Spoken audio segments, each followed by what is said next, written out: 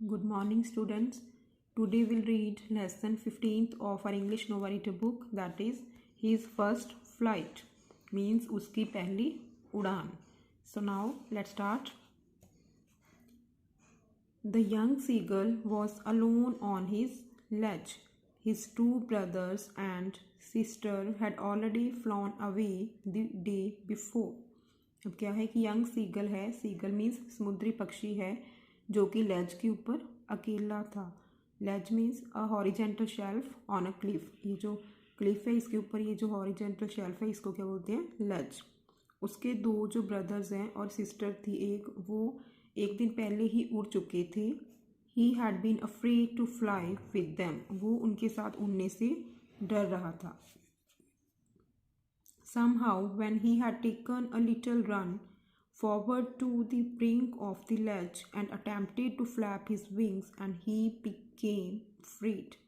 तो कुछ भी करके जब उसने जो ये लेज के किनारे पर वो दौड़कर आगे आया, उसने उड़ने की कोशिश की, उसने अपने पंख फैलाने की कोशिश की, बट वो डर गया.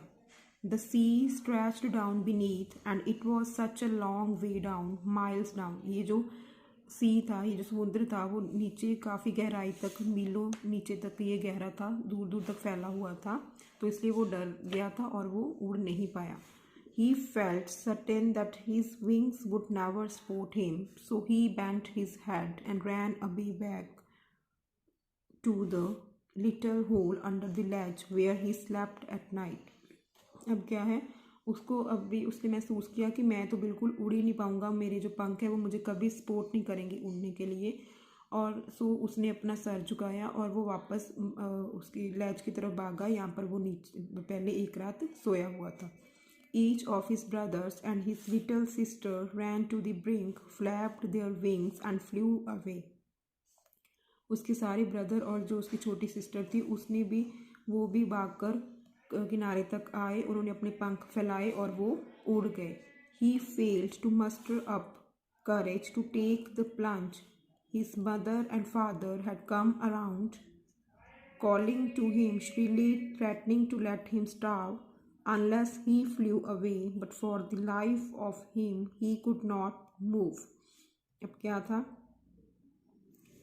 कि वो जो है वो उड़ने के लिए, छलांग लगाने के लिए, वो जो करेज था, जो हिम्मत थी, जो हौसला था, वो नहीं बटोर पा रहा था. मास्टर मीन्स वो हौसला नहीं, हिम्मत नहीं बटोर पा रहा था, हिम्मत नहीं कर पा रहा था कि वो भी एक छलांग लगाए, उड़ने की कोशिश करे. His mother and father had come around calling to him shrilly. उसके जो मदर फादर थे अब वो उसको, श्रीली मीन्स होता है तीखी आवाज़ से, वो उसको उसके ऊपर चिल्लाते थे. वो उसे धमकी दी उन्होंने कि जब तक ये उड़ेगा नहीं तब तक इसको भूखा रहने दो. वो इससे गुस्सा हो गए, उसके जो मदर फादर थे. But for the life of him he could not move. But उसके लिए क्या था, वो अपने जीवन में क्या था, उसे लगता था कि मैं कभी उड़ ही नहीं पाऊँगा, तो वो मूव भी नहीं कर पाया था. That was 24 hours ago. Since then nobody had come near him. अब क्या था, 24 hours हो चुके थे. अभी ये जो थी ऊपर जो भी आपको बताया गया, ये 24 आवर पहले की बात थी. Since then nobody had come near him. तो अभी उनके पास, अभी तक कोई भी, तब से लेके अब तक उसके पास कोई भी नहीं आया. He had not eaten since the previous nightfall. There was not a single scrap of food left. He then trotted back and forth, trying to find some means of reaching his parents without having to fly. Between him and his parents there was a deep white chasm. अब क्या था, उसने अभी कुछ भी नहीं, previous nightfall means कल रात से उसने कुछ भी नहीं खाया था, और वहाँ पे एक सिंगल स्क्रैप मीन्स एक छोटा टुकड़ा भी नहीं था खाने का, कुछ भी खाने के लिए नहीं बचा था. वो जो लेज है उसके ऊपर आगे और पीछे जल्दी जल्दी से भागता है और सोचने की कोशिश करता है कि कैसा, कि कुछ ऐसा रास्ता निकालूं जिससे मैं बिना उड़े अपने पेरेंट्स तक पहुंच जाऊं. Between him and his parents there was a deep wide chasm. उसके और उसके पेरेंट्स के बीच में क्या थी, एक गहरी खाई थी. उनके बीच में एक बड़ा गैप था. He saw his two brothers and his sister lying on the plateau dozing. His father was preening the feathers on his back. Only his mother was looking at him.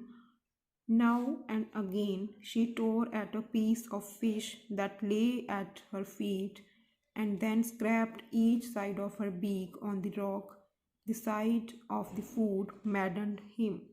तब उसने क्या देखा कि उसके जो दो ब्रदर है और उसकी जो सिस्टर है वो सामने में एक प्लेट्यू है मीन्स एक पठार है वहाँ पे सो रहे हैं. डोजिंग मीन्स सोना. वो सो रहे हैं. And his father was preening the feathers on his back. और जो उसके फादर है वो क्या कर रहे हैं, प्रीनिंग होता है अपनी चोंच के साथ अपने जो फैदर्स है उसको साफ़ करना. तो वो अपनी बैक पे जो उनके फैदर्स है उसको साफ़ कर रहा है उसका जो फादर है.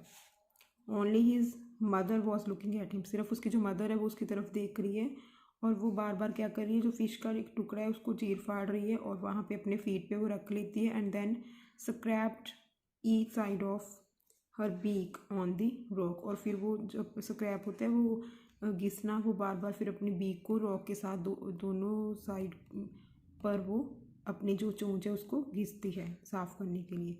The site of the food मैडन्ड him. और ये जो दृश्य था फूड का, खाने का, तो इससे वो क्या है देख के बिल्कुल पागल हो जाता था.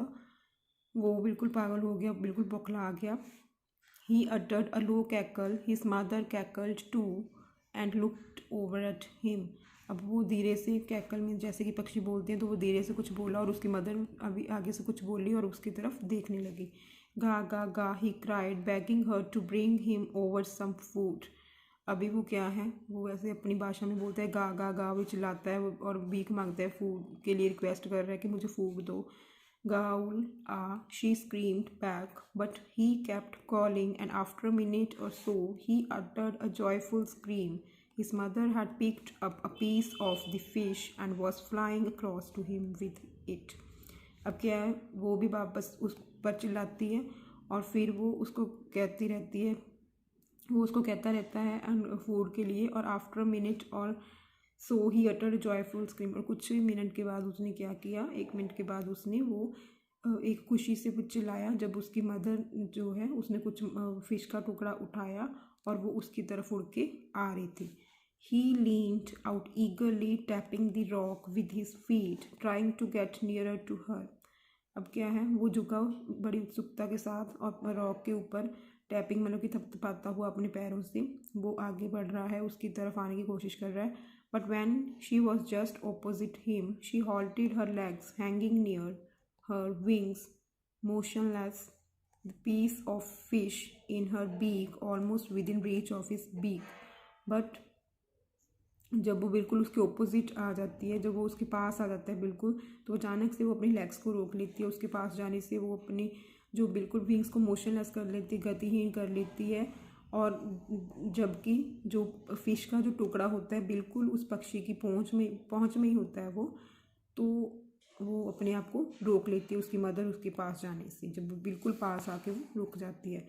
He waited a moment in surprise wondering why she did not come nearer.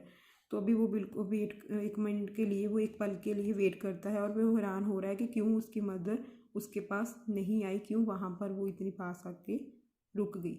Then maddened by hunger, he dived at the fish with a loud scream.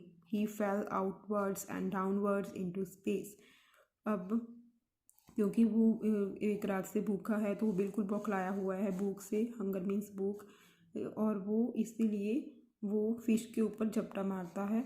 And with the loud scream, फिर एक loud scream के साथ वो क्या करता है, वो गिर जाता है. जब झपटा मारता है तो वो स्पेस में ऊपर नीचे जाना शुरू कर देता है. His mother had swooped upwards. A terror seized him and his heart stood still.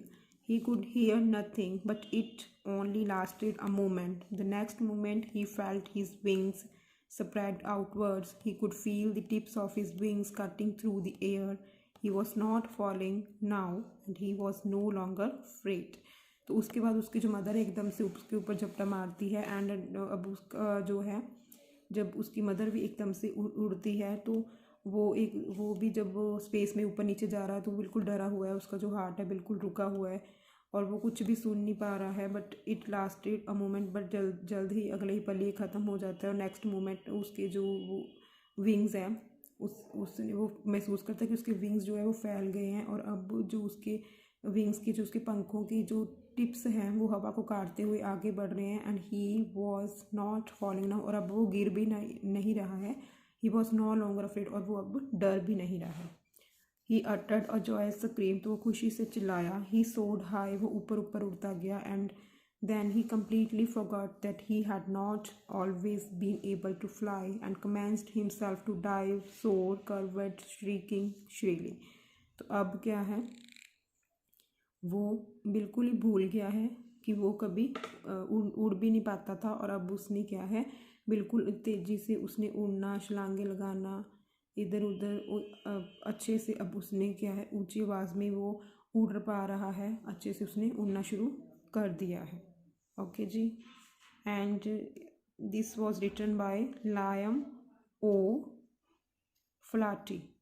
He was an Irish novelist and a good storyteller. Okay, so it's all about your story. Thank you so much. Have a nice day.